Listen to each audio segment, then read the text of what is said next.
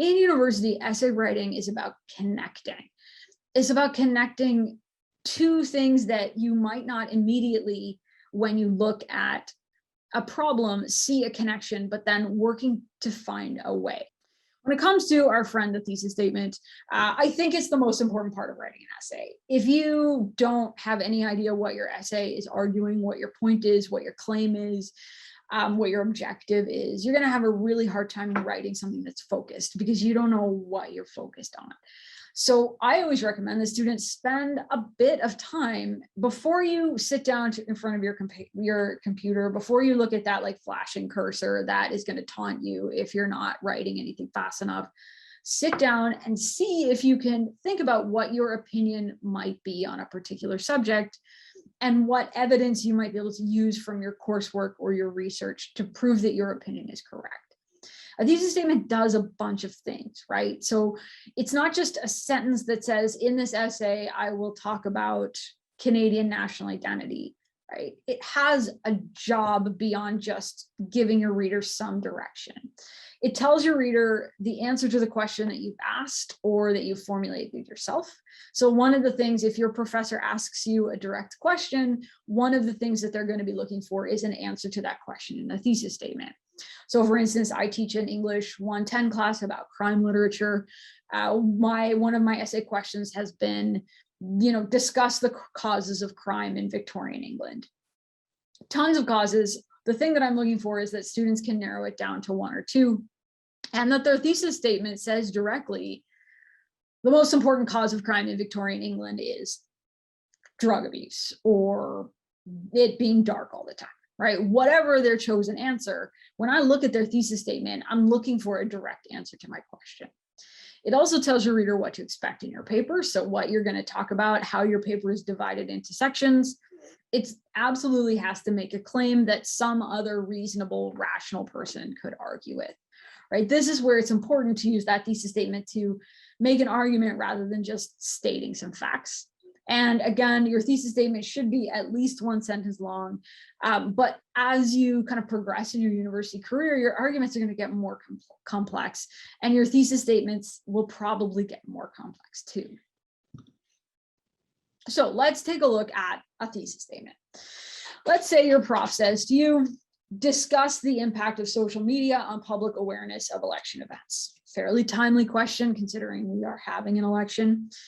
If you were to convert that into a question, you might convert it to, what's the impact of social media on public awareness of election events? Some students find it a lot easier to answer these direct questions than a kind of indirect discuss, analyze, explore, whatever. Let's say I come up with this thesis statement.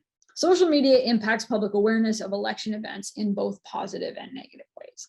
This kind of thesis statement is something that we very frequently see in first and second year papers. It's not terrible in the sense that it is about the topic, and I guess your reader can understand what you're going to be talking about in your paper, but it's also not very good, right? I would say if you handed me a paper with this thesis statement, where's your argument?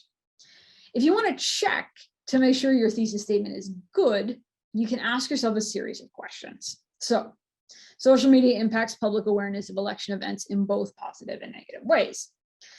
The first thing you want to say is, does my thesis statement answer the question?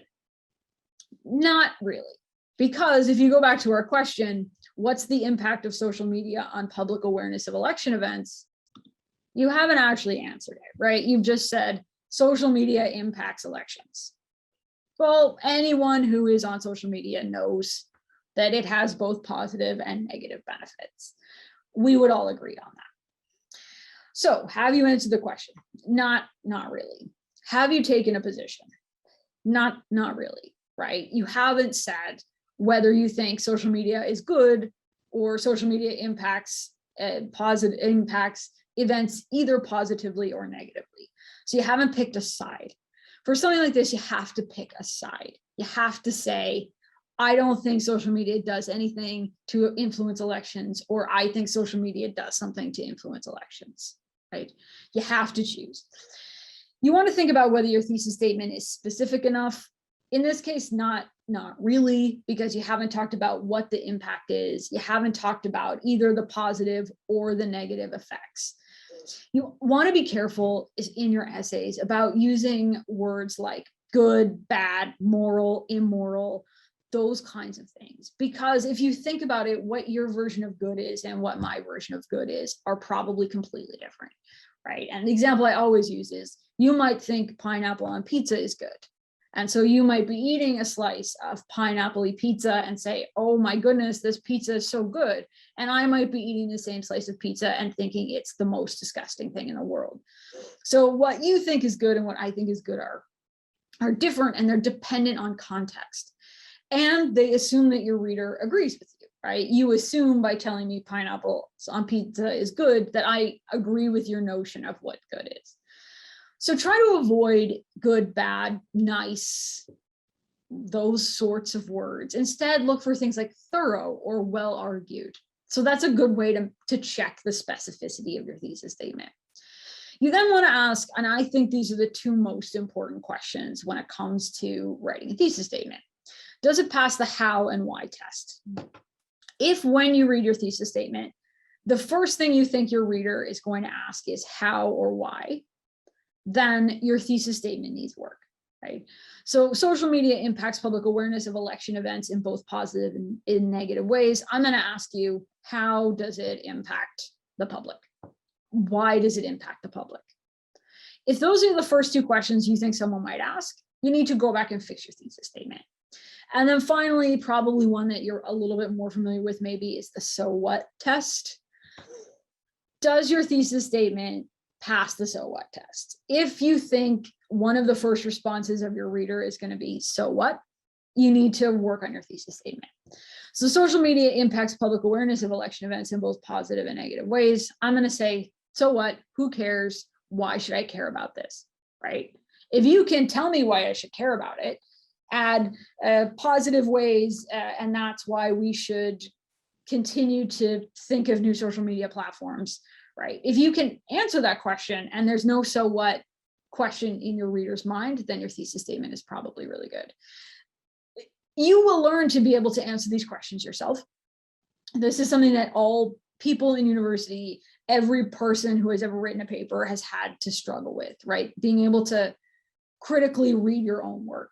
That's why we have tons of people around who can help you. When we revise our thesis statement, based on the answer to your questions, if the answer to your questions is, as with our thesis statement, no or not really, or I don't think so, revise your thesis statement. Because not every voice on social media is reliable, people have become much more critical of consumers of information and thus more informed voters. This thesis meets all of our requirements. It's specific, it answers the question, it tells me why I should care. I'm not asking so what or how or why. Right? Once your thesis statement meets all of those requirements, you are well on your way to writing a good essay, because you're going to know exactly what you need to do to prove your argument. If your thesis statement is wishy-washy, your paper is going to be wishy-washy. If your thesis statement is very well organized and strong, your thesis or your paper stands a much, much better chance of being something that your prof is looking for.